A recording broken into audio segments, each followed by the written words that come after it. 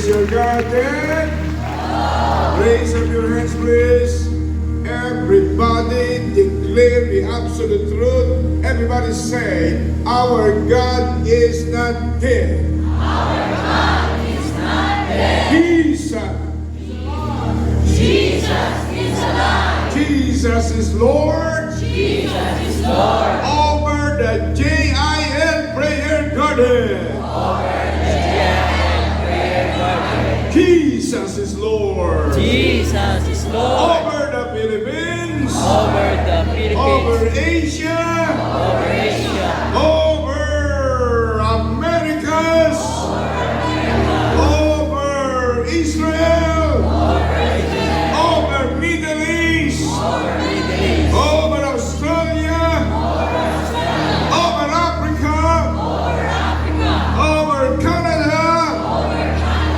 Over Europe.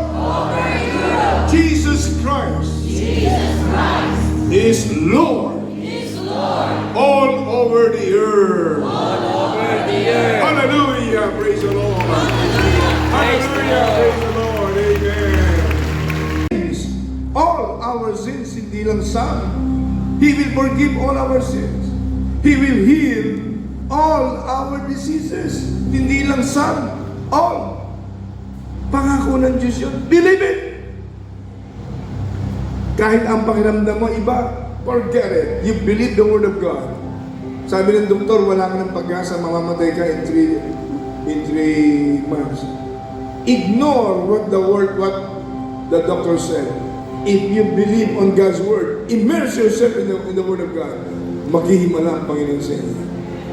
Kasi wala pa natin ang Panginoon. Hallelujah. At yung mga nagwa-watch dito sa live stream, nakikita kayo ng Diyos. Wherever we are, ang mahalaga sa buhay ng tao na nilalang ng Diyos, makita ng Diyos na lumikha sa atin, pinapahalagahan natin siya. Hindi siya baliwala sa buhay natin. Maraming tao, more than 8.2 billion people on the surface of the earth, nakikita ng Diyos mula sa langit. Karamihan walang panahon sa Diyos. Karamihan lasing sa mga bagay sa sanlibutan.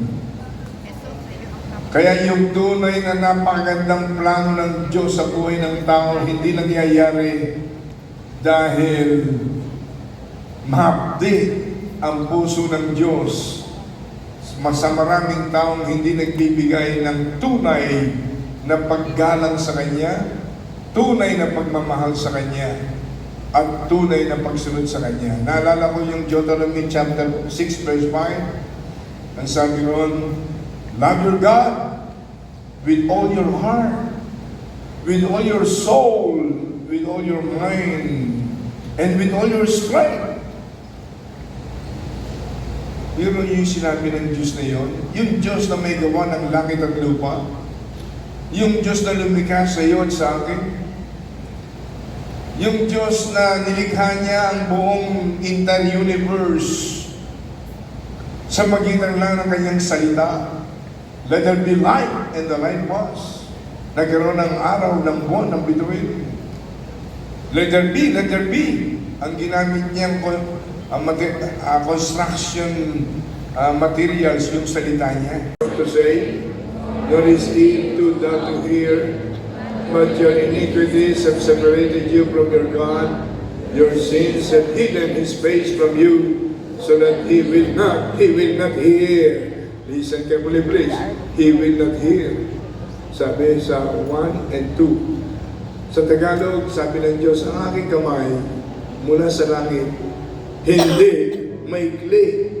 Aking tenga, hindi sarado, upang hindi ko marinig ang inyong mga dasal, ang inyong mga daing, ang inyong mga pananalangin. Subalit ang inyong mga iniquities, but your iniquities have separated you from God, from your God. Subalit ang inyong mga kasalanan ang nagpahiwalay sa inyo sa Diyos. Your sins have hidden His face from you so that He will not hear.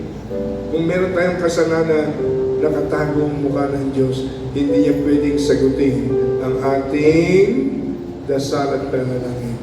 Huwag niyong kakalimutan niya. Bago kayo lumapit sa trono ng Diyos ng pagpapala, siguraduhin ninyong nakahingi kayo ng tawad sa lahat ng kasalanan.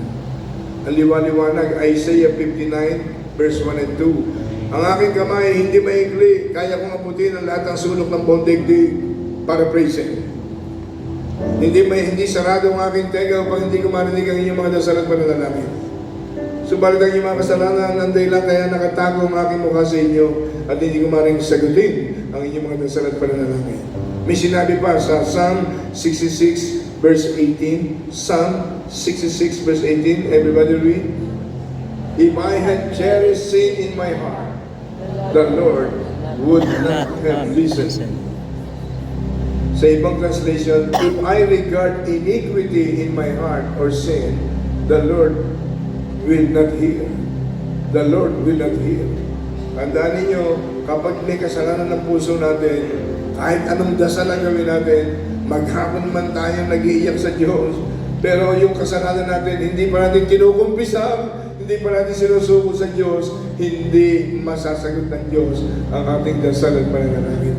Nasa Bible yun liwanag Kaya kailangan natin ang 1 John 1:9. Ano yung 1 John 1:9? Everybody read 1 John 1:9. If we confess our sins, He is faithful and just, and will forgive us our sins and purify us from all unrighteousness. Wow! Self-explanatory. Kung ikukumpisa ninyo yung kasalanan, siya tapat at banal na magpapatawad sa ating mga kasalanan. Lilinisin tayo sa lahat ng ating kalikuhan. Amen?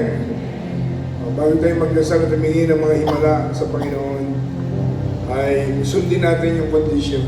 Anong dapat na awin? I surrender all. I surrender all. I-surrender natin ang ating buhay sa Panginoon. Nang totohanan, hindi lip service. I-strike yung mga manggagawa. Nagsasalita ko yan, binaril ako. Kinulong yung mga nagrarally. Sinundan ko sa kulungan ng Marilao, alas 2 ng madaling araw. Biglang 2 kotse nagbukas. Mga dibarel, takbo ko. Bumalik ako sa, ayaw ko tanggapin din sa munisipyo dahil mga pulis, hawak nila. Lumundag ako sa rehas. Tapos biglang nagba-Bible study ako. Nahihiya ako. Nung nabasa ko, tapos nag-altar call si Pastor Ben Caliga ng Baptist, nahihiya ako. Kasi bago lang ako pero gusto ko marinig yung salita ng Diyos. Gusto ko, pero mataas ang pride ko Nung mabasa ko sa Bible, ang magmakahiya sa akin sa harap ng mga tao, pagdating ng paghukom, ikihiya ko sila sa harap ng aking Ama at ng aming mga anghel. Sinabi ni Jesus. Nung mabasa ko yun, hindi na ako nahiya. Papasok ako, wala akong pakialam kung ano sabihin niyo sa akin. Nung di ako born again nalalasing ako sa beer hindi ako nahiya sa tao Ngayon pang na-born again ako, mag-aaral ako ng Bible. Pag nag-altar call, tumatakbo ko patungo rin sa harapan. Bakit? Gusto ko ipakita sa Diyos, hindi ko siya kinahiya. Meron kang mabigat na problema? Meron kang, ano magkasang problema? Maniwala kayo sa akin. Ako po ay 79 years old na. 47 years na ang JIL. Nakita ng 2 mata ko ang iba't ibang kasing himala. Mga negosyong bankrupt. Wala nang pag-asa. Nung sumunod sa salita ng Diyos, naging multimillionaire ang negosyo. Mga taong wala nang pag-asa sa buhay. Isinurrender ang buhay nila kay Lord. Kaya ngayon, awitin natin sa Tagalog, iniaalay ko yung mga tunay na gustong mag-alay na hindi pa tunay na mag-aalay o kung nakapag-alay man, ay kulang-kulang pa ang dedication. Lumakad kayo kung hindi man tumakbo dito sa harapan. Kung meron kayong problema mabigat, pumunta kayo rito, ipagpe-pray namin kayo ni Pastor Joe.